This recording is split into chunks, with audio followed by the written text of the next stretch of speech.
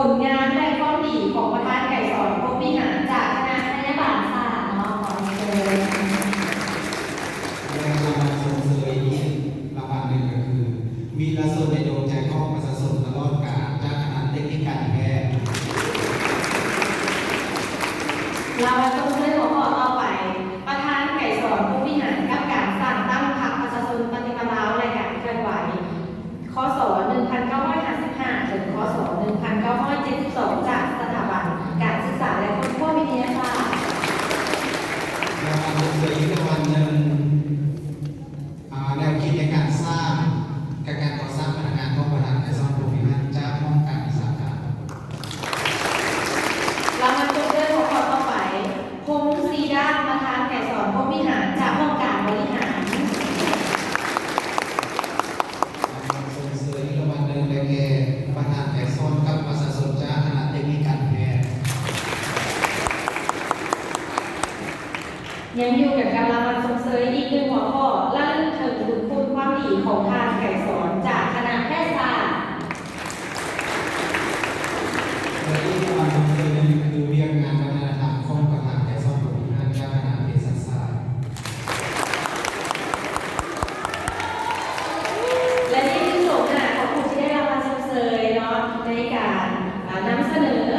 ความประทับใจของชาวเมืองเพราะว่าสองชีวิตต่อการไก่สอนผู้บริหารในโอกาสนี้ขอเรียนเชิญ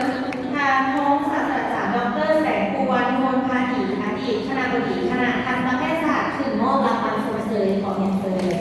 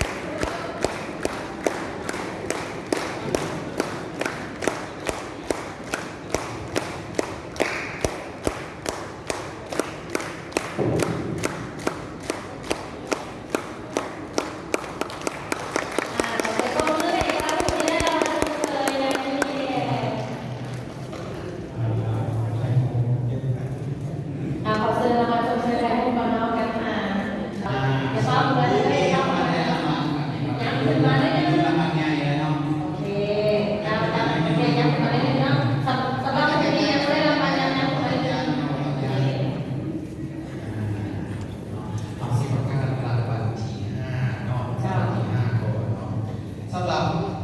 การประกวดความประทับใจของประธานไก่สอนผู้บริหารผู้ที่ได้รับรางวัลชนะเลิศระดับที่5หรือว่าของระดับที่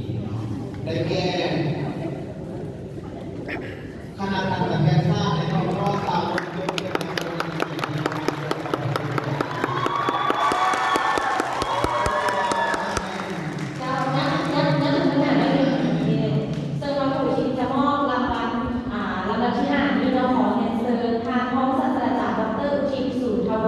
อดีตหัวหน้าห้องการบริหารมหาวิทยาลัยวิทยาศาสตร์สุขภาพถึงมอบรางวัลของเรียนเชิญ